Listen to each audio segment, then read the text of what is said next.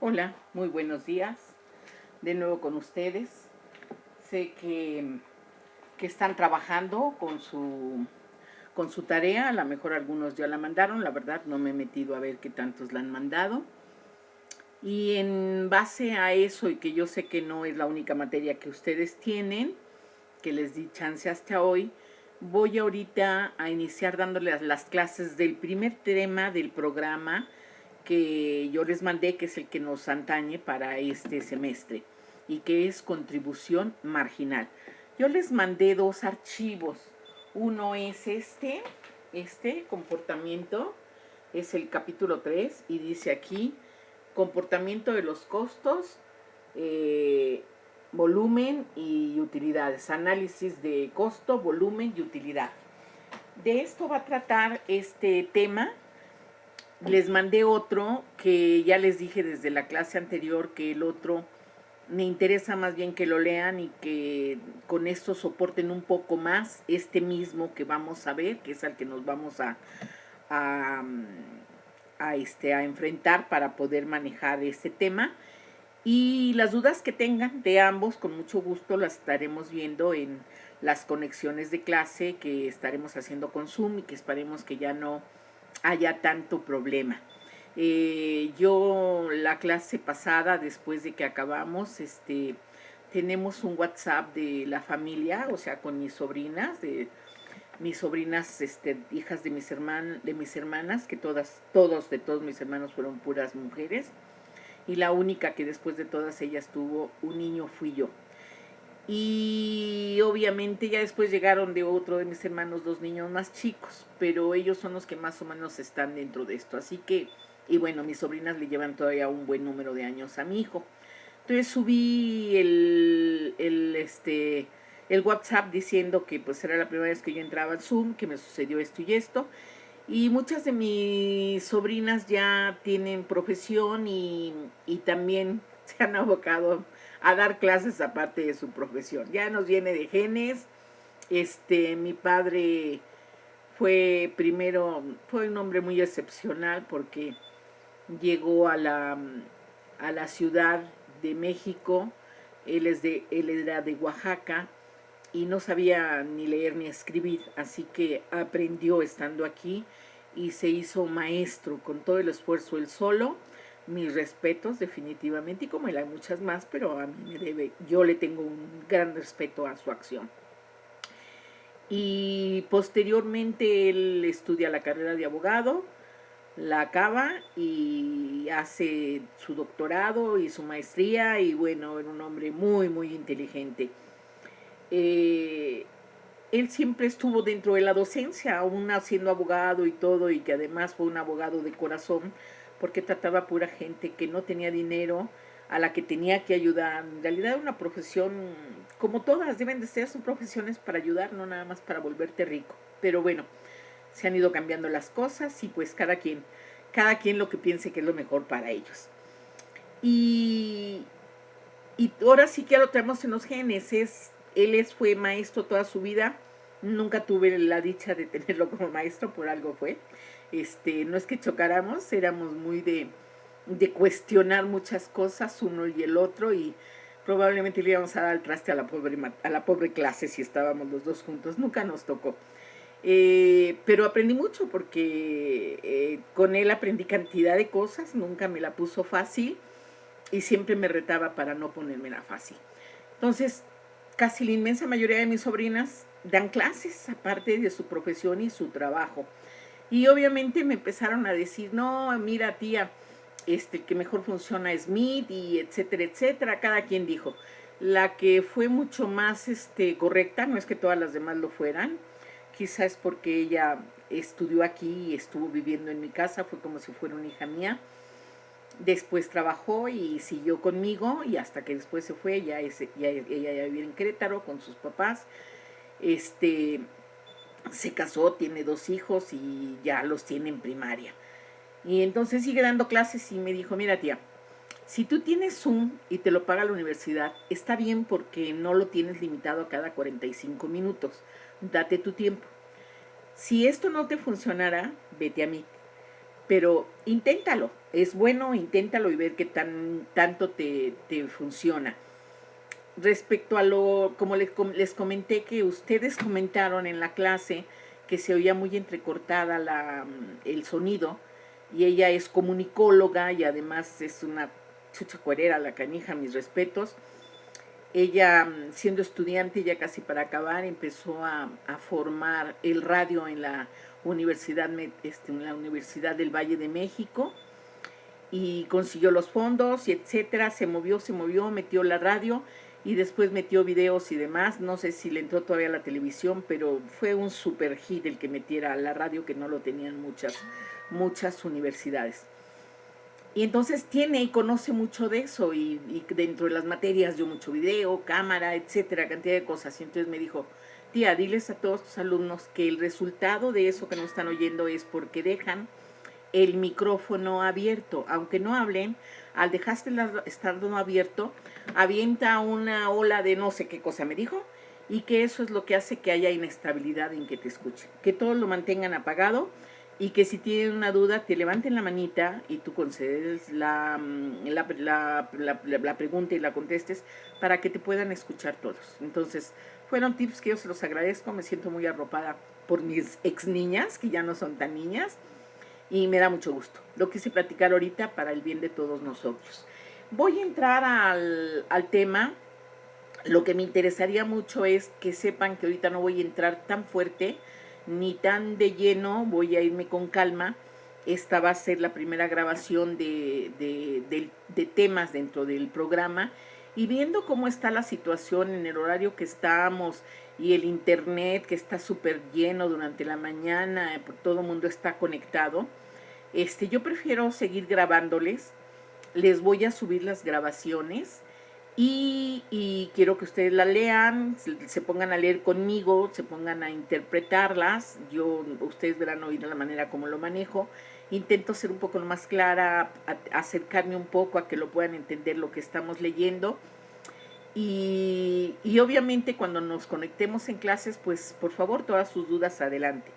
Lo que voy a intentar es que las tareas de este tema por el momento todavía no se las voy a pedir, pero sí vamos a ir viendo en las clases que nos conectemos con Zoom de lo que ya hemos visto. Les voy a decir: hagan este ejercicio con tales datos, y y me levantan mano de quien lo tenga para ir viendo cuál fue. Nomás dame, o sea, pónganlo por, a lo mejor para que sea más fácil y demás, pónganlo por por el chat, que ustedes ya lo tienen, y entonces ya iremos para haciendo las participaciones, ¿de acuerdo?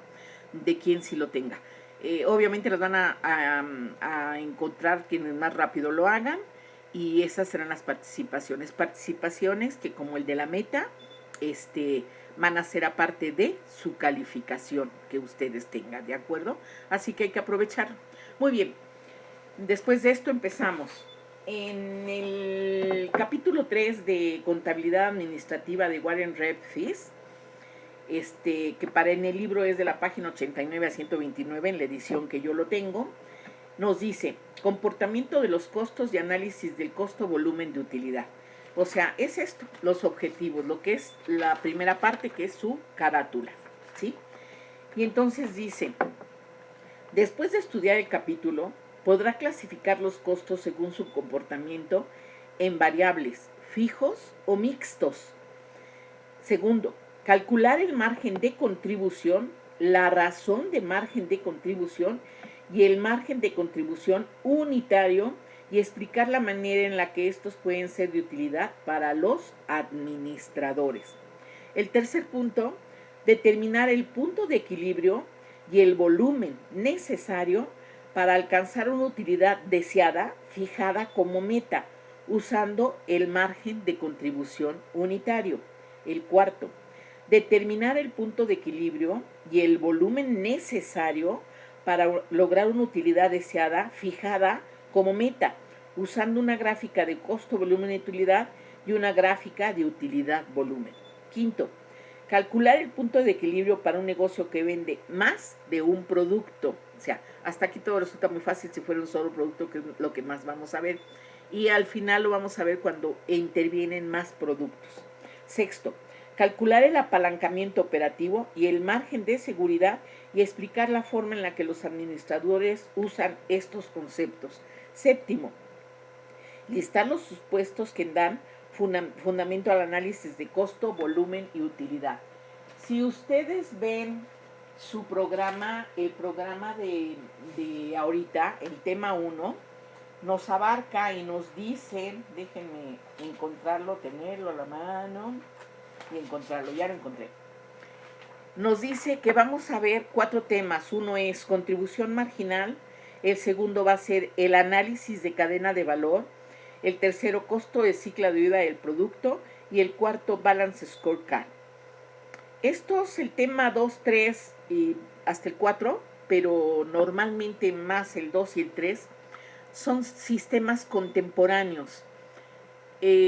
Son para toma de decisiones, igual que la contribución de marginal, pero están manejados bajo perspectiva diferente y son muy utilizados en diferentes empresas. Hay empresas que se abocan más en uno que en otro y hay algunos que ocupan la inmensa mayoría de lo. Se trata de aprovechar lo más que se puede para seguir siendo una empresa sana y bueno, hasta seguir siendo una líder o tratar de llegar a ser una líder y quitar a la otra o compartir el liderazgo. Esto es parte de lo que las empresas traen en mente y como meta, ¿sí? El primer tema, yo el programa se los mando porque si ustedes lo bajan nada más trae esa primera hoja de los 4 temas. Pero a mí me gusta que ustedes sepan lo que nosotros estamos obligados a darles y ojalá y que en cada materia lo tengan, porque esto les va a dar la oportunidad de ustedes anticiparte, porque todos traen bibliografía, anticiparse y poder preguntar ya. Si ustedes anticipan, van a sentir que al leer y todo, pues hay cosas que no comprenden, que no lo entienden por completo. Pero cuando ya lo ven con los profesores, a veces en ese momento te caen los 20 y ya puedes preguntar muchas cosas. Y se los digo por propia experiencia. A mí la verdad es que cuando yo pasé de secundaria, perdón, otra que muchos no saben y que yo siempre se los digo en la primera clase y ahorita la situación es diferente, es que yo estudié en el Instituto Politécnico Nacional. Sí, soy burrita, soy burrita del Politécnico. Estudié la secundaria y cuando yo entro a vocacional, yo pierdo un año por diferentes motivos tontos de la edad, pero que me hicieron aprender, y lo importante en esta vida es aprender, no nada más que pase por la vida y nunca te des cuenta y no aprendas. Yo aprendí, y aprendí ese año que perdí de no poder entrar a la vocacional, me dolió mucho, estudié muchas cosas en todo ese año porque no me sé quedar tranquilita ni con los bracitos cruzados, pero me dolió mucho. Entonces yo dije, a mí no me vuelve a suceder de nuevo lo mismo. Entonces yo me anticipaba a las materias y buscaba, en cada clase, buscaba yo el estudiar por anticipado. Cuando el maestro ya daba la materia, para mí ya era mucho más fácil, porque entonces ya me dedicaba a preguntar. Es como cuando nos sentamos a platicar de un libro. Si no todos los que estamos platicando sobre el libro lo leyeron, se van a aburrir, ¿sí? Porque no lo leyeron por anticipado. Pero si lo leyeron, vamos a poder discutir hasta los puntos de que cada quien le pareció, el por qué y qué. Y esto es lo que hace más nutrido una clase. El hecho de darles un programa por anticipado, y yo soy desde hace un rato que estoy mandando información para que la lean antes y podamos dar la clase sobre ello. No les quiero platicar todas las experiencias porque, bueno, son de todas. Ni quiero comparar los años primeros que tuve de dar clase y ahorita, porque hay un mar de diferencia, pero también hay un mar de diferencia de muchas cosas que lo hacen de esa forma.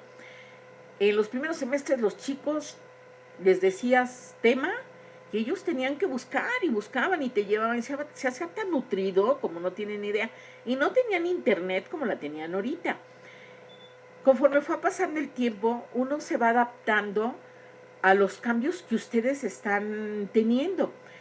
Yo incluso tengo exalumnos que ya son maestros y que les dicen, maestra, ¿Cómo ha podido sobrevivir tantos años con estos cambios de pensamientos y estas situaciones de estudiantes, pseudo estudiantes, que es lo que yo a veces dicen, que se creen estudiantes y no estudian?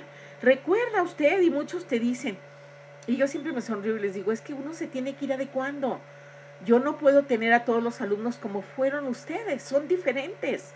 Y lo único que yo espero es que ustedes en esa diferencia sigan tratando de ser mejores, como yo intento ser lo mejor que puedo ser como maestra para ustedes. Y espero que estas herramientas que yo normalmente les doy sirvan para que se apliquen más y entiendan más mi materia y ojalá lo apliquen en otras materias. Ok, para esta materia, en el primer tema, contribución marginal, tenemos que tomar en cuenta el punto 1.1, que es análisis costo, volumen, utilidad. 1.2, punto de equilibrio. El 1.3, plan de negocios, pronósticos, o sea, metas de utilidades, ¿sí? 1.4, apalancamiento operativo. Y 1.5, análisis marginal por unidad y total por centros de costos. Son los puntos que tenemos que tocar. Y aquí, en este temario, en esto que vamos a empezar a leer, se tocan todos esos puntos. Por eso es que me gustó.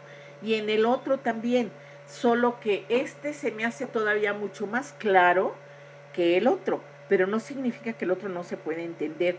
Tiene muchos puntos adicionales que este no los tiene. Pero vamos, me empiezo basando por este, ¿de acuerdo?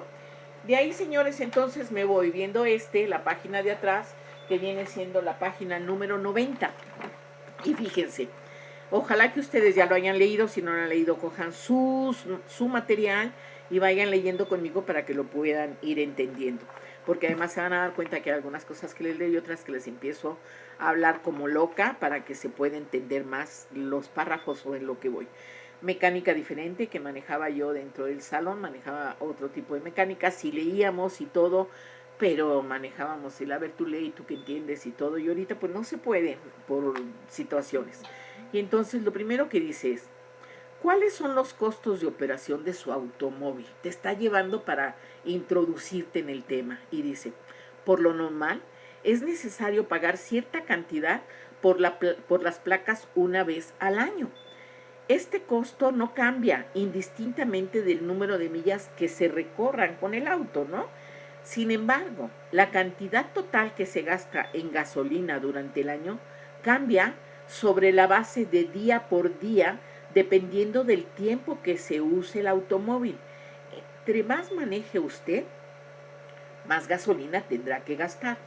Aquellos de ustedes que ya tengan coche, que no es lo común, pero bueno, llega a haber manos cuando uno pide que levanten la mano, y entonces manejo yo con base en eso la experiencia, qué experiencias tuviste sobre esto y esto para poder manejarlo. Cuando uno tiene coche y eres estudiante, sobre todo, yo tuve la dicha de tener coche mientras fui estudiante, fui una afortunada de la vida, siempre me he sentido afortunada de la vida, y la verdad es que se dio el que yo tuviera un coche porque mi transitar era, yo iba a la escuela de 7 a 9 de la mañana y a 10 de la mañana, algo así, teníamos 2 clases en la mañana, y salíamos, y los que íbamos a trabajar, pues nos íbamos a trabajar, y regresábamos a veces a las 4, a veces a las 3, a veces a las 5, según un horario que te había tocado, y nos salíamos a las 10 y 11 de la noche. Yo fui de las que siempre tuve que trabajar, y me da mucho gusto además porque te abre un horizonte diferente, te vas viendo, cuando vas estudiando vas viendo, esto por esto, y lo vas concordando, entrelazando, y es muy gratificante. Entonces yo tuve que estudiar y trabajar, así que me iba en camiones, etcétera. Muy amablemente había un compañero que sí tenía coche, casi siempre pasaba por nosotros en la mañana, hacía su ruta tan hermoso, y pasaba por nosotros en la mañana y en la noche nos pasaba y nos dejaba en nuestra casa. Y fuimos amigos muy cercanos todos, éramos 12 que siempre fuimos pasando y éramos los niños estudiosos del salón, había muchos, porque la verdad había muchos, pero éramos un grupo muy compacto, muy padre. Compacto entre comillas, ¿eh? Porque ya les platicaré yo algunas otras ocasiones en las que me decían, no, tú estás loca. Y sí soy una loca, pero soy una loca feliz. Siempre lo fui y lo sigo siendo.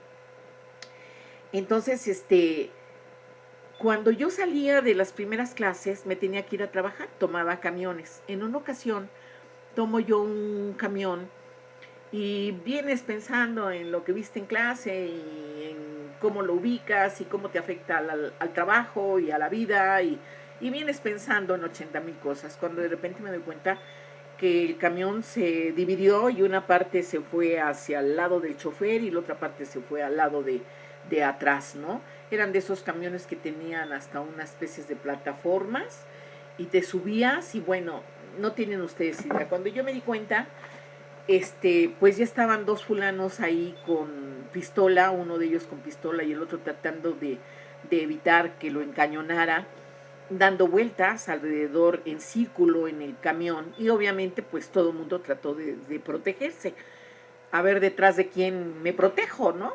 Y eso fue lo que sucedió, así que cuando yo me di cuenta, pues ya éramos muy pocos los que estábamos junto a ellos, así que me fui hacia la parte de atrás y afortunadamente quedé junto a otras personas que me tapaban, que todavía se dieron cuenta un poco más tarde. Se siguen dando vuelta, empiezan a gritar, hay gente que empieza a gritarle al chofer, abre la puerta, déjalos que se bajen, déjalos que se bajen. Ya después supe que no, pues era tanta gente que estaba encima del chofer que obviamente el chofer no podía ni moverse y no podía hacer esa acción. Así que estábamos esperando que el fulano de la pistola pues no tirara la bala y finalmente, no sé cómo sucedió, se abren las puertas, el chico que no traía pistola trata de huir, bajar, y el que traía pistola ahí lo agarró. Entonces, bajando el último escalón del camión, el chico cae hacia la calle, como yo era de las que me quedaba casi al frente, me trato de sentar después de todo y me toca verlo. Soy una persona muy valiente, muy, muy valiente. A mí me tocó un 2 de octubre, el de mañana, que se homenajea. Estuve en Tlatelolco y en muchas cosas más, pero ese fue el fuerte. Y fue el fuerte porque así lo tenían, el gobierno dijo que lo tenía que hacer para podernos parar, no hubo otra. Y nos pararon, sí, y nos pararon. Y bueno, en algún otro momento yo les platicaré esa odisea, pero siempre me he considerado una persona muy fuerte, así que yo todavía me bajé cuando pude, como pude, porque ellos quedaron casi abajo de donde bajas tú del camión, y me fui a trabajar. Yo todavía llegué a trabajar y te vieron rara, te dijeron qué pasó, les platiqué, normal, me fui a trabajar, y estaba yo en un despacho de este de Armando Cuspinera, que fue una persona que fue director del Politécnico. Y después de un rato, pues me empecé a sentir muy mal, me hizo efecto en ese momento y una de las secretarias se dio cuenta y me dijo, no niña, acuéstate aquí por favor y déjame ver. Ya me tuvieron que acostar, yo casi me desmayé, no me desmayé, pero estaba por completo.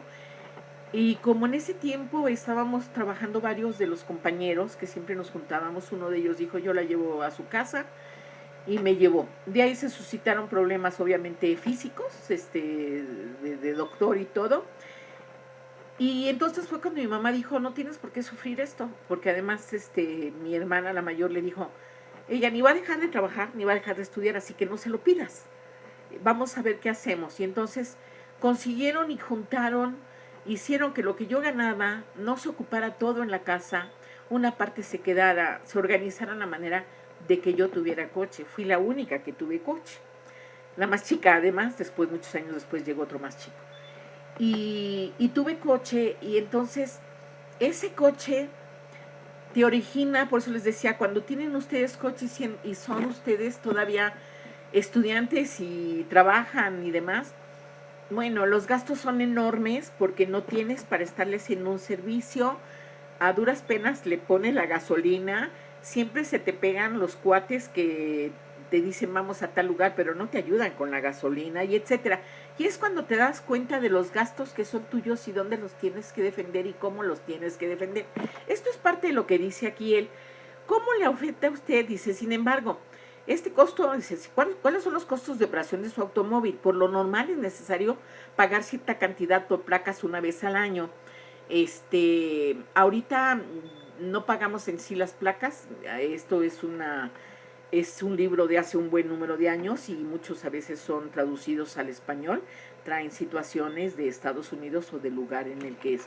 Obviamente vean ustedes los autores Warren, Reeve y Fisk, gringos, ¿no?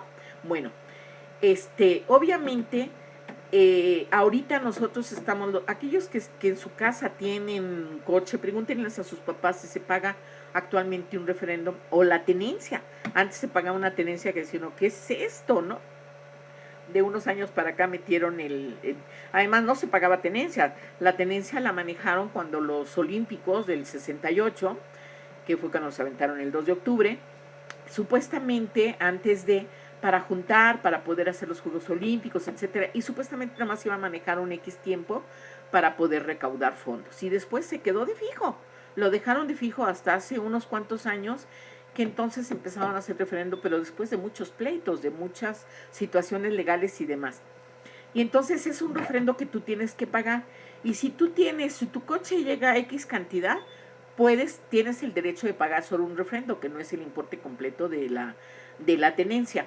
Pero si pasa de 260 y tantos, algo así, entonces te toca pagar la tenencia, porque es un coche de último modelo. Y ahorita los coches más económicos andan en 220, ¿sí? Y de los más chafitas. Entonces, bueno, ok, manejaron eso, pero aún actual, por eso es que muchas veces, si ustedes se dan cuenta, hay muchos en los coches, vean, hay muchas placas, dices tú, todo el mundo vive en Cuernavaca, todo el mundo vive en el Estado de México, ¿no? No, van y lo sacan por allá porque no se paga la tenencia por allá, ¿sí?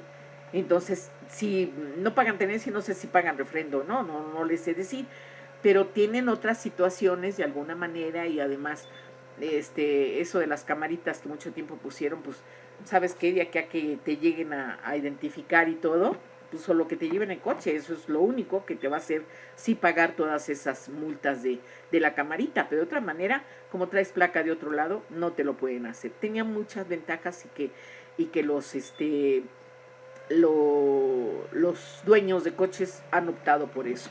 Somos finos para manejar, el no seguir manteniendo al gobierno rateros y demás. Ok, estos costos no cambian indistintamente del número de millas que se recorran. Sin embargo, la cantidad total que se gastan en gasolina durante el año cambia sobre la base de día por día dependiendo del tiempo que se use el automóvil. Entre más maneje usted, más gasolina tendrá que gastar. Ahorita actualmente mucha gente, para poder llevar el dinero a su casa con la situación de la pandemia, profesionistas, porque hay mucha gente que las empresas tuvieron que cerrar, o a muchos que les dijeron, no, terminamos cerrando la empresa, o les pagamos el mínimo o pagamos de esta manera. Y entonces la gente dijo, ok, estoy de acuerdo, páguenme eso, pero no te alcanza para tu casa, pero estás consciente que al menos algo tienes. Bueno, hay alguien que tuvo fijo, pero hay alguien que nunca tuvo fijo, porque hay empresas que dijeron, yo, si después de la pandemia sigo sobreviviendo, les aviso, pero no les dieron ni liquidación ni nada, o sea, los dejaron. Obviamente la gente tuvo que buscar y por eso hubo mucha necesidad. La gente empezó a tener una moto y a entregar mercancía y qué necesitas, y Amazon se fue para arriba en cuanto a ventas, ya estaba bien, pero con esto, bueno, se fue. Le dijo Dios, gracias al mundo, porque sucedió esto, porque se fue para arriba como muchos otros. Hay mucha gente que empezó a meter, existía el Uber de coches, pero el Uber de coches se empezó a detener porque mucha gente tampoco no salía, no se aventuraba a subirse a un vehículo que no sabía si traía COVID o no tenía COVID. Fue una epidemia y un miedo a todo impresionante. Yo no digo que no hay que cuidarse, estoy de acuerdo, pero no se vale no cuidarse, ese sí es el primero, pero la otra no se vale morir en vida, ¿sí? Tampoco. Se puede hacer muchas cosas bien cuidadas y de cierta forma. Jóvenes, no se aloquen, porque ustedes dirán, no, a mí no me da, y hay muchos que se han muerto jóvenes, pero aparte, no es nomás eso, sus papás son personas más viables de tener problemas, sus abuelos, los tíos, y en un instante esto se propaga. Yo tuve en el periodo 5 muertes, 4 de COVID y una no fue COVID, pero fue una depresión muy fuerte que lo orilló a quitarse la vida. Entonces, por favor, tengamos confianza en que esto va a pasar y manejemos lo mejor posible. Siendo positivos, por favor, y haciendo algo de bien. Ok. ¿Cómo le afecta a usted tal información de costos operativos? La información acerca de la manera en la cual se comportan los costos de operación de su automóvil podría ser relevante al planear unas vacaciones de verano. Ahorita no ni pensarlo, ¿verdad? Pero bueno, cuando se hacía y se va a volver a hacer. Por ejemplo, imagine que usted está tratando de decidir entre volar por avión o conducir su automóvil hasta el punto de destino de sus vacaciones. En este caso, el costo de las placas de su automóvil y los costos anuales de un seguro sobre el vehículo no van a cambiar, o sea, son fijos, a ti te toca pagarlos porque tú pagas un seguro por toda la anualidad de tu seguro y pagas un seguro por refrendo de las placas y etcétera. En este caso, el costo de las placas de su automóvil y los costos anuales de seguro sobre el vehículo no cambiarán, independientemente de que usted maneje su automóvil o opte por volar. Cualquiera de las dos decisiones que tomes, si manejas tu automóvil, bueno, qué bueno, vas a tener que comparar otras cosas. Y si te vas por el vuelo, eso no significa que como voy por el vuelo, pues ahorita ya no te pago ni mi seguro ni nada, o sea, para nada. De todos modos, Juan, te llamas y te toca pagarlos. Estos costos no afectarían su decisión, sin embargo, el costo estimado de la gasolina y del mantenimiento de rutina sí afectarán su decisión. Así como en la operación de su automóvil, no todos los costos de operar un negocio se comportan del mismo modo. Antes de pasar a este párrafo, les quiero platicar. Si ustedes van a salir a algún lugar y dicen, pues a lo mejor me sale más económico si me voy en avión que lo que voy a pagar, ¿no? Y comparas y todo y dices, bueno, a lo mejor pago un poco más, pero me canso menos, etcétera, y lo pagas. Decides, tu decisión va a ser ir y volar, pero porque estás estableciendo diferencias de costos para tomar tu decisión. Hace muchos años, yo soy divorciada, yo duré 8 años de novia con el que fue mi esposo mientras estuvimos en la escuela y después de la escuela. Nos casamos y duramos 5 años de matrimonio y ahí quedó todo. Yo me quedé con un bebé de 2 meses y somos muy buenos amigos, ni digan, ay, qué gacho, no. Magníficos amigos, no tienen ustedes manera. Mi hijo nunca perdió un padre, no perdió a su madre y tuvo 2 padres que siempre fueron muy amigos y él está consciente de ello y hoy le está ayudando a su vida y me da mucho gusto, porque lo que bien se mama, bien se aprende y bien se ejecuta. Y me estoy dando cuenta que lo está haciendo y eso nos tiene muy contentos a los dos. Ya soy abuelita, ya tengo un nieto de 6 años. Bueno, en el tiempo que yo me quedo sola, pues te toca aventarte gastos y demás, porque yo dije, yo ahorita no quiero nada de ti, no te me acerques, dame un chance y después, chance que Dios siempre te pone y te dice, estás mal mi vida, ¿no? Y te lo enseña, y lo que yo les dije, yo aprendí y he aprendido de la vida. Cada paso de mi vida lo aprendí. Y lo aprendí. Entonces, había ocasiones que cuando ya todas las primas, somos una familia muy numerosa, por eso las 5 muertes que tuvimos son nada a comparación de todas las que somos, y además ya somos una familia pues veterana. Yo soy de las pequeñas, hay un poco más pequeñas que yo, pero aún así yo tengo 69 años, ¿sí? Acabo de cumplir en junio 69 años. Así que imagínense las edades de todo mundo. Entonces nos juntábamos casi todas las primas. A veces venían muchas de otros lados y hacíamos una comida en un restaurante, alguna cosa, y nos juntábamos todas.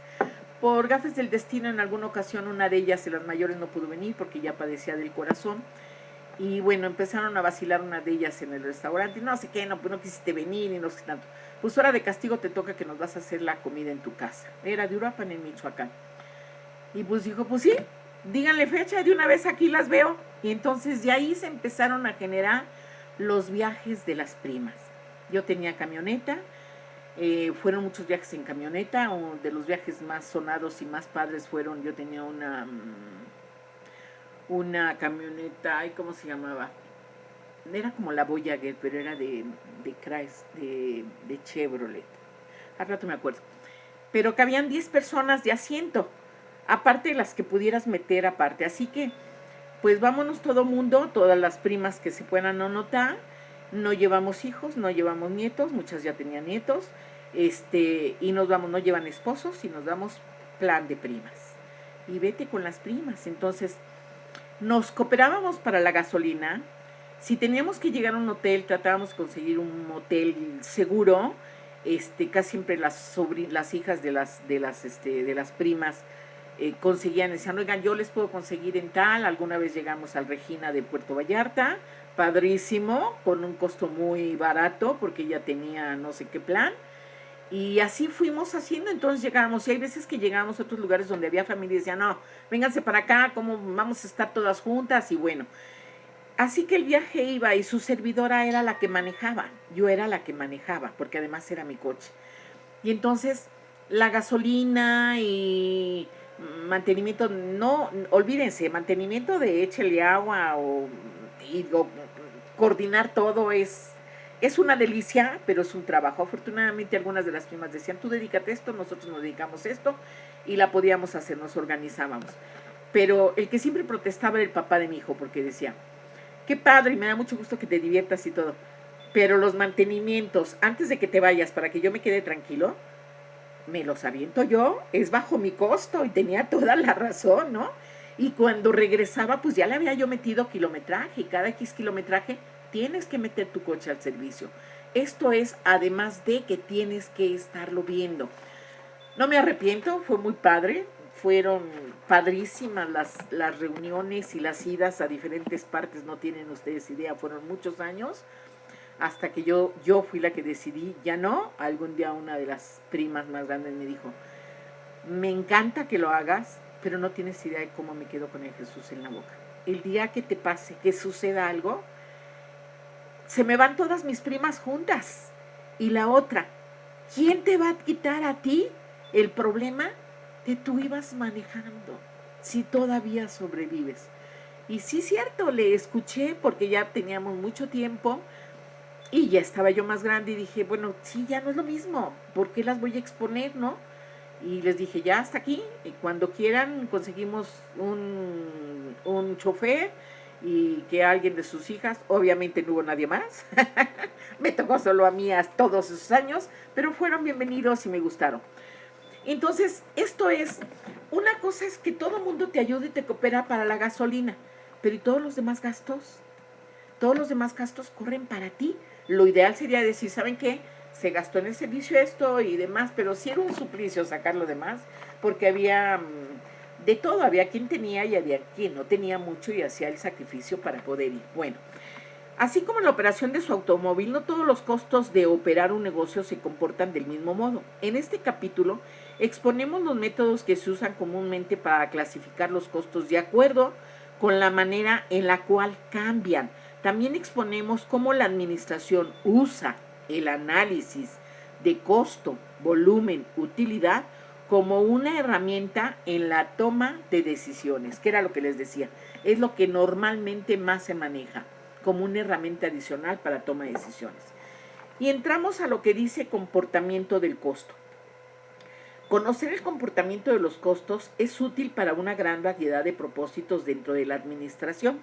Por ejemplo, permite a los administradores predecir las utilidades a medida que cambian los volúmenes de ventas y de producción. También es útil para estimar los costos. Los costos estimados a la vez afectan varias decisiones administrativas, como si se debiera usar un exceso de capacidad de máquina para producir y para vender un producto a un precio reducido. Dirán ustedes, ay maestro, ¿y esto cómo se come? No entendí qué quisieron decir. Ok, ¿se acuerdan que yo les platicaba cuando hablamos ahorita de lo que están haciendo tarea? Costos fijos, costos variables y costos semivariables.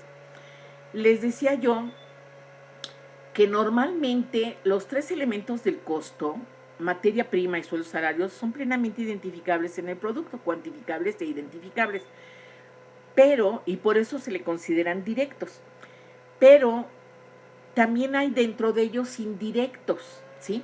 Y indirectos son, por ejemplo, en el caso de materia prima ya vimos, como el caso que me preguntaron de la paleta, el gas, en la chamarra, el hilo, y así te puedes encontrar en diferentes.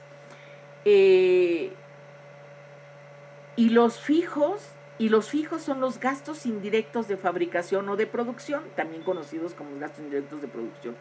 Y a la vez están formados de tres partes, que es la materia prima indirecta, los sueldos, salarios indirectos, y ustedes dirán, ¿cuáles son esos, maestra?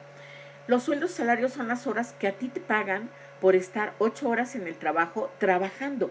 Pero esas 8 horas, cuando tú empiezan a controlar en dónde estuviste esas 8 horas, trabajando, haciendo escritorios, haciendo recámaras, haciendo, etcétera, ese tiempo que estuviste en cada uno de esos productos es el tiempo que estuviste trabajando. Y al resultado después del día, se dan cuenta que de las 8 horas, 6 estuviste produciendo y 2 no. ¿Por qué? Pues porque a lo mejor 1 hora fue de comida, porque la otra te fuiste al baño que tenías de posiciones, o te fuiste a platicar con el compadre o la comadre, etcétera. Son horas que no están específicas en la producción. Aquí quiere decir que las directas de tus horas de fulana de tal o fulano de tal fueron 6 horas con su costo, y las otras 2 son indirectas. Estas son las que van a formar parte acá. También son otras de otro tipo de personas, como es el que asea. El que asea hacia la parte de los que cortan, o sea, hablando de la chamarra, de los que cosen, de cada uno de estos procesos o estas áreas de actividad para hacer un producto. Aunque ellos no están en la producción, están haciendo un algo para la producción de manera global. Entonces, el sueldo de esta persona es un indirecto, ¿sí? Porque hace labor a los departamentos productivos, pero a lo mejor también los hace a los departamentos de venta que están ubicados en el mismo edificio, o, ¿sí? Se entiende, o en la planta, y a los departamentos administrativos. Entonces, este sueldo se termina dividiendo entre las tres áreas, pero ahora, ¿cómo afecta la división de todos estos gastos indirectos que son de producción para efecto de la producción? ¿Se acuerdan que cuando hablamos en la clase pasada acerca de las paletas, yo les dije, el gas que donde tú metes las paletas para que químicamente o físicamente se transformen de agua a hielo, el, el gas está haciéndolo, metas tú las paletas que metas. Si tú metes la capacidad que tiene ese congelador y son 50,000 paletas, lo que tú gastes por el gas se va a dividir entre 50,000 paletas, y esa vez va a ser la parte correspondiente a cada unidad producida por el gas, ¿sí se capta? Pero si yo meto nada más 50 paletas, el costo unitario va a ser más alto, porque yo voy a dividir lo que gasté de gas entre el número de volumen de producción de lo que yo metí ahí, ¿sí? No es lo mismo que yo le divida entre 50,000 unidades a entre 50 paletas, que es, para que lo puedan entender en algo personal, cuando ustedes hacían las fiestas, y vamos a hacer la fiesta para esto y no sé qué tanto, y la hacían planeando en 100 personas, ¿no? Y hacían los gastos y algunos le entraban y ya después, y después resultaba que no iban 100, iban menos. Obviamente, los que estuvieron les va a tocar pagar mucho más, ¿sí? ¿Sí se capta? La otra más sencilla es, nos vamos a desayunar y nos vamos 5. Y ándale, vamos a desayunar, y te dicen, ¿y saben qué? Yo no traigo dinero. Y se los digo, no traigo dinero, no los acompaño esta ocasión. No se hacen grona, no, se ponen de acuerdo los demás, nosotros pagamos por ti. Y entonces te vas, sobre advertencia no hay engaño. Cuando pasan la cuenta, no la dividen entre 5 porque hay uno que no puede pagar, la dividen entre 4, ¿sí? Y entonces el costo es más alto, pero cuando nos damos los 5 y sí puedo pagar, la cuenta se divide entre 5 y va a ser menor. Es lo mismo, es lo que dice aquí. Dice, afectan varias decisiones administrativas como si se debiera usar un exceso de capacidad de maquinaria para producir y para vender un producto a un precio reducido.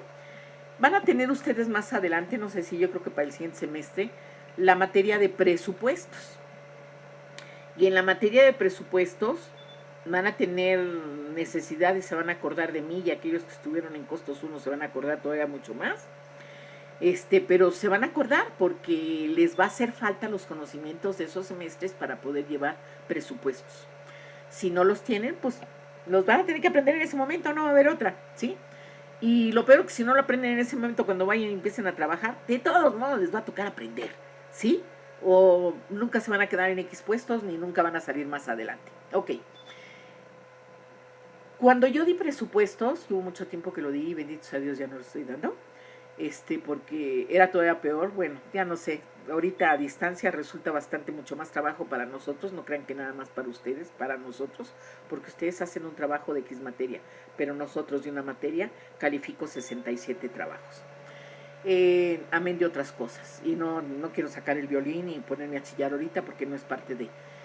Así que cuando yo daba presupuestos, había por ahí un chico, yo los hacía que escogieran tres productos para poder elaborar el presupuesto. Llevábamos toda la mecánica y algún día me dijo, él los hacía por grupo y escogieron dulces, no dulces, pan, rosquillas y demás. Y entonces me di cuenta de quién era y obviamente cuando hacíamos, siempre le preguntaba mucho a él para poder saber hacia dónde se encaminaron y qué. Y decía, no tiene usted idea, maestra, yo con esta materia me di cuenta de lo importante que era. Ellos vendían, a ustedes ya no les tocó, ahí en el donde se une el salón, el edificio A, B, C y D, toda esa zona se ponían ahí a vender lo que podían, y entonces muchos eran los papás de algunos de los muchachos, etcétera, vendían, no había lugar por donde pasar, era la locura, y tenían que salir en los 10 minutos y corrían para ir, y se aventaban y nos aventaban a nosotros los maestros que íbamos también pasando por ahí, chiras pelas hacían chuza con nosotros, etcétera. Entonces ellos vendían ese tipo de pasteles y demás, y entonces después los quitaron de ahí, fue donde los pusieron en la zona que ustedes los conocen ahora, que hay la zona donde está toda la comida, creo que es el edificio D, no me acuerdo cuál es, de aquel lado. Pero en ese tiempo él le cayeron muchos veintes y me decía, yo me di cuenta que lo que nosotros vendíamos, pues sí sacábamos y estaba bien, pero entonces tomamos la decisión con mi mamá y nos aventamos a comprar un horno con una capacidad mayor. Eso nos llevó a costos y lo manejó de una manera padrísima, pero se duplicaba su producción y se podía hacer porque ellos se quedaban sin vender a X hora. Ya no, se había acabado su producción. Y entonces eso le abrió ojos. Es parte de lo que aquí dice. Mil perdones, la clase siempre la doy así, tratando de que ustedes la capten mejor. Pero si ustedes leen, va a ser más fácil. Nos vamos a ir más fácil y van a tener menos problema. Ok. El comportamiento del costo. Se refiere a la forma en la cual un costo cambia a medida que cambia una actividad relacionada. Para entender el comportamiento del costo se deben considerar dos factores. Primero, se deben identificar las actividades que se cree se relacionan con el costo en el cual se ha incurrido. Aquí, señores, tales actividades reciben el nombre de base de actividades. El semestre pasado fue parte de un tema donde les dimos los gastos indirectos basados en actividades. Yo a mi grupo les hablé antes de entrar a eso de un prorrateo primario, secundario y final, porque es importante que sepan que todo esto existe, pero que además están estos sistemas contemporáneos que es base de actividades. Base de actividades hace aquí lo que mencionan y entonces dice, o conductores de actividad. Segundo, se debe especificar el rango de actividad a lo largo del cual los cambios en los costos son de interés. Este rango de actividad recibe el nombre de rango relevante. En lo que yo les mandé de Ramírez Padilla ahorita para tratar de acercarlos un poco a esto, ahí en la clasificación hay parte de estos costos y les explican el por qué, ¿sí? Ojalá que le puedan echar un ojo para que les pueda ayudar. Y ya les dije, ahí están las grabaciones que yo les di. Este fue un tema que lo tuve ya que manejar grabado, y ahí hay información que les pueden pedir a sus compañeros y yo creo que con mucho gusto se los pueden compartir. Y dice, para que se pueda entender esta parte, como ilustración, los administradores de un hospital deben de planear y controlar, estoy viendo el tiempo, no quiero manejar mucho tiempo. Como ilustración, los administradores de un hospital deben planear y controlar los costos de los alimentos hospitalarios. Para entender plenamente la razón por la cual cambian los costos de los alimentos, debe identificarse la actividad que ocasiona que se incurra en el costo. En este caso, la alimentación de los pacientes es una causa principal de esos costos.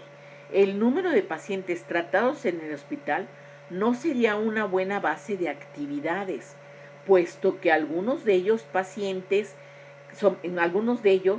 son eventualmente pacientes externos y que no permanecen hospitalizados. Sin embargo, el número de pacientes que permanecen en el hospital es una buena base de actividad para estudiar los costos de los alimentos. Una vez identificada la base de actividad adecuada, los costos de los alimentos se pueden analizar a lo largo del rango del número de pacientes que normalmente se quedan en el hospital, que entonces estos ya son el rango relevante. ¿Sí, señores? Y entonces entramos y dice, 3 de las clasificaciones más comunes del comportamiento de los costos son los variables, los fijos y los mixtos. Tema que ahorita ustedes están recordando para que podamos entrar en esto, y es parte de la tarea que yo les estoy pidiendo, que fue del tema de introducción, de repaso de los puntos que nos afectaban para este. Quiero decirles que no se preocupen de la tarea que ahorita están ustedes haciendo. Hay mucho material de lo que yo les di que de ahí lo pueden sacar. Y el único que pueden pensar y es idear es el que les pido de que ustedes piensen en un producto y digan qué van a necesitar para ese, para determinar cuántas materias primas. O sea, va a ser un producto que ustedes van a manejar y que a lo mejor la van a regar, pero lo están intentando y están tratando de identificar cuáles son directos y cuáles son indirectos, cuántos materiales, cuáles son las operaciones de la gente que tiene que trabajar. Piénsenle. Para los que estuvieron conmigo ya va a ser pan fácil, porque cerraron el tema con la hoja de costos unitario y con un trabajo un poco pues extenso, pero válido, porque con eso cerraban todas las operaciones de todo lo que habíamos visto. Va a ser un poco más fácil, pero eso no quiere decir que es imposible para ustedes. Es echarle pensamiento a qué es lo que puedo hacer, ¿ok? Y de esa manera que podamos entrar un poco más de lleno con esto. Entramos ahorita aquí a lo que él habla como costos variables. Lo voy a dejar a 1 hora 15 minutos el video, para darles chance de que no vamos a tener tarea respecto a esto y poder seguir manejando otro video para el martes. Costos variables. Cuando el nivel de actividades se mide en términos de unidades producidas, los costos de material directo y de la mano de obra directa se clasifican por lo general como costos variables.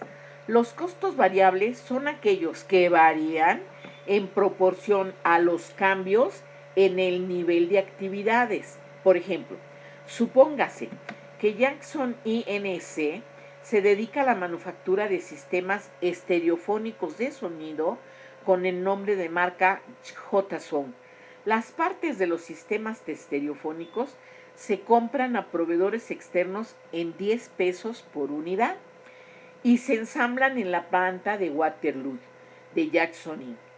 Los costos de los materiales directos del modelo JS12, otro, para el rango relevante de 5.000 a 30.000 unidades de producción, se muestra en la parte superior de la página siguiente. Estamos hablando de la página 91. Y vean cómo dice. Para el caso del JS12 nos habla de 5.000 unidades, después 10.000, 15, 20, 25 y 30. Y después nos dice, el material directo por costo de unidad, hagas las unidades que hagas, como es unitario, van a ser 10 pesos, porque es 10 pesos por unidad.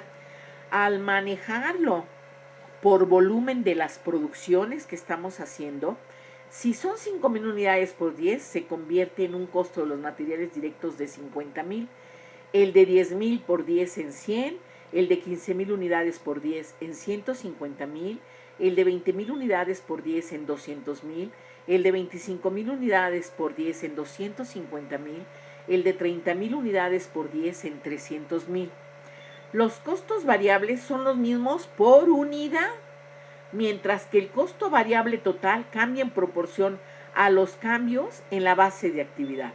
Por ejemplo, en el caso del modelo JS12, el costo del material directo de 10.000 unidades va a ser 100.000, que es el doble del costo del material de 5.000 unidades.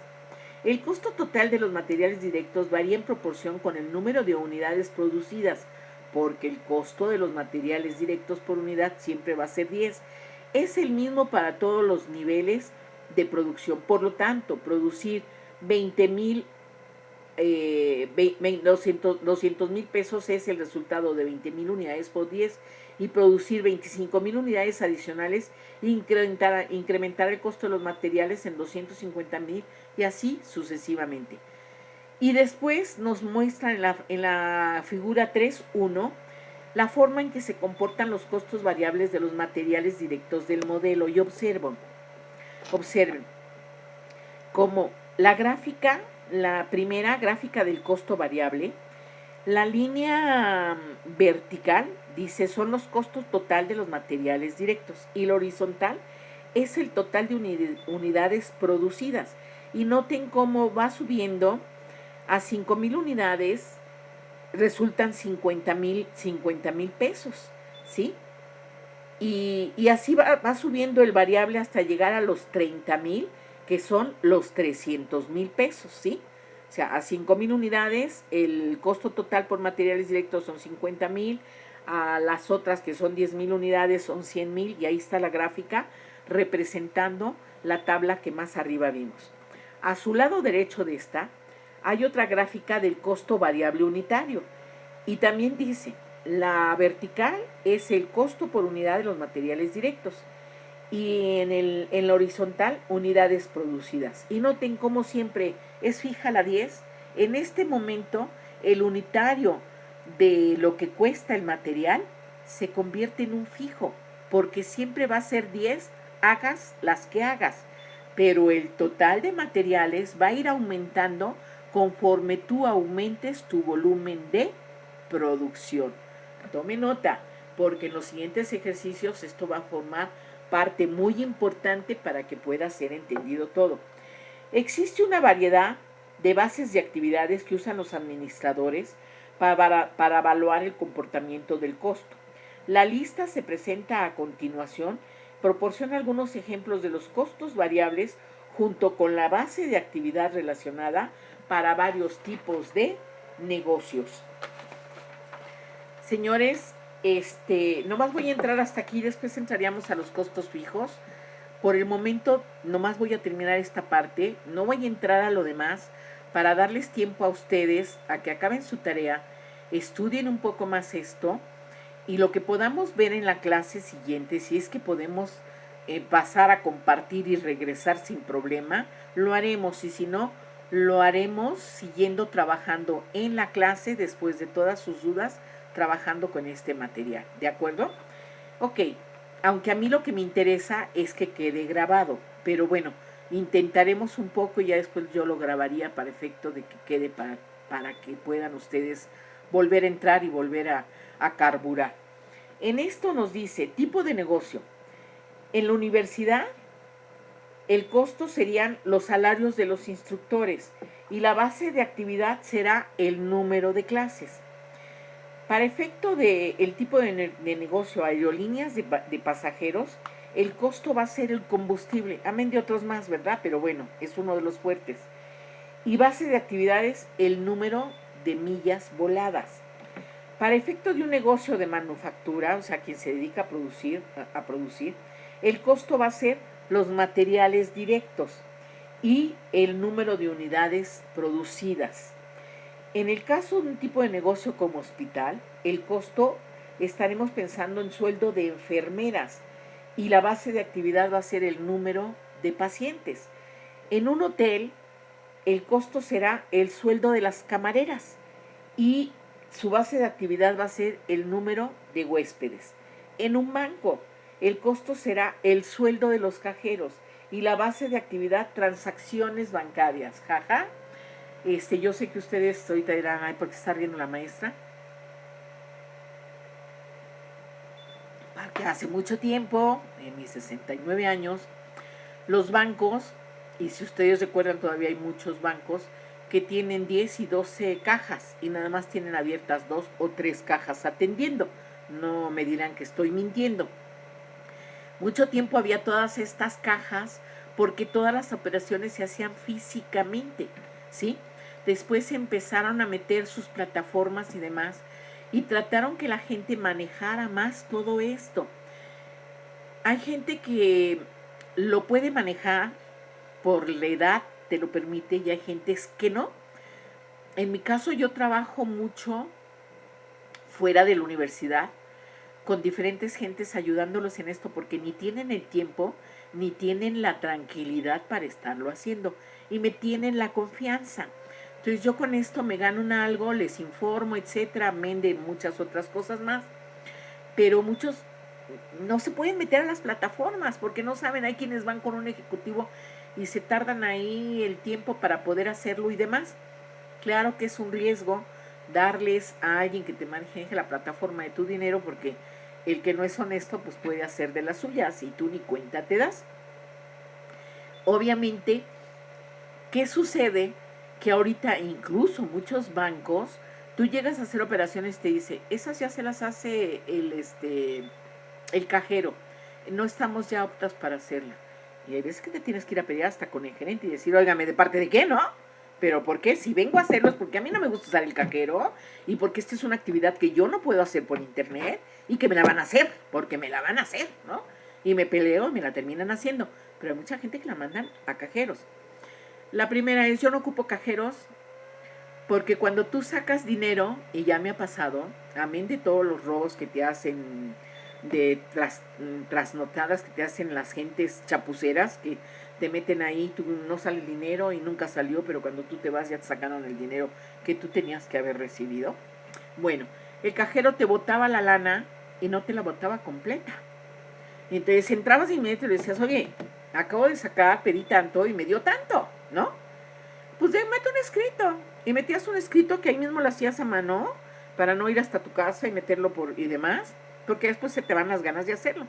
Pues te contestaban y te decían, el cajero dice que le dio tanto, así que no le podemos atender a su solicitud. ¿Cómo la ven?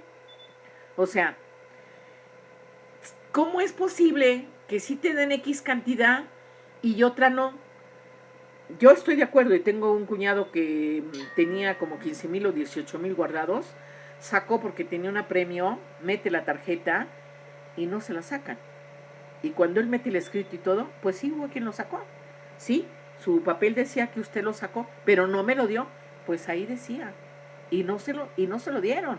Él se quedó con su deuda de lo que tenía que hacer y sin sus 18,000 que había guardado, ¿sí? Entonces hay cosas que la tecnología todavía no maneja todo porque en la tecnología también hay los vivales. Entonces hay cosas que uno trata de no manejar por los vivales que existen también manejando lo que tú manejas dentro de. Pero esto está haciendo los bancos para que no puedas hacerlo. Yo creo que con la pandemia, que cerraron muchos bancos, hubo cantidad de gente que se metió a lo actual ahora de tu dinero por el sellito que te aparece en tu celular y con ese pagas, que también son broncas. Pero bueno, hay gente que lo tuvo que hacer, no manejamos el efectivo, tratamos de manejar lo menos de efectivo. Mi hijo me dice, mira, ni vayas al banco ahorita, mejor tú transfiéreme el dinero que tú vas a sacar del banco y yo te lo doy en efectivo, mamá. Yo te lo saco, yo veo cómo te lo saco y yo te lo doy en efectivo. No vayas ahorita al banco. Entonces, no me trató de no y bueno, eso es lo que estamos manejando. Pero son diferentes cosas, ¿sí? Entonces, nos tenemos que ir adaptando. Viene una vida cada vez diferente y si ustedes se dan cuenta, van llegando. Ustedes ya llegaron con una situación de entender la tecnología más fácil que nosotros de nuestra edad. Pero los niños que están haciendo, te quitan el celular, todavía no hablen, todavía no escriben, todavía no saben los números y manejan el celular y te bajan videos y te bajan juegos y que dices tú, hijo de tu madre, hablando de mi nieto, yo ni siquiera puedo hacer y tú ya estás bajando hasta los, ¿de dónde fregados los sacaste, no? Y hay veces que trato de meterme a mi celular y, bueno, ¿dónde quedó esta aplicación que yo la tenía? Y hay veces que me lo quiero sonajear y me dice, no te la borré, porque hay veces que me la borra el canijo, porque le salen y como no sabes leer ni nada, le dice, ¿quieres que te borre esto? Porque no puede, no sé qué, y él le dice que sí, ¿no? Y entonces hay veces que me ha borrado cosas, pero ahora como ya hubo pleito por eso, no, te la guardé aquí y me enseña dónde me la guardó, cosa que yo ni idea tengo. Ellos ya vienen preparados para esta vida. Entonces nos vienen vidas diferentes que a ustedes les va a tocar vivirlas más que a mí. A mí no sé cuántos años me resten de vida, no tengo idea. Mi mamá duró hasta los 93 años. Mi hijo dice que yo voy a durar más, Dios quiera que no. Y si los duro, que por favor me dure, que no necesite a nadie, por favor, que yo me pueda mantener todavía bien, de todas a todas. Pero es parte de lo que les va a tocar vivir. Entonces más vale que de una vez lo hagamos. Si yo a mis 69 años lo estoy haciendo, ¿por qué ustedes no? Chamacos, que tengan buen día. Me despido, lean y espero su tarea. Muchas gracias. Hasta luego.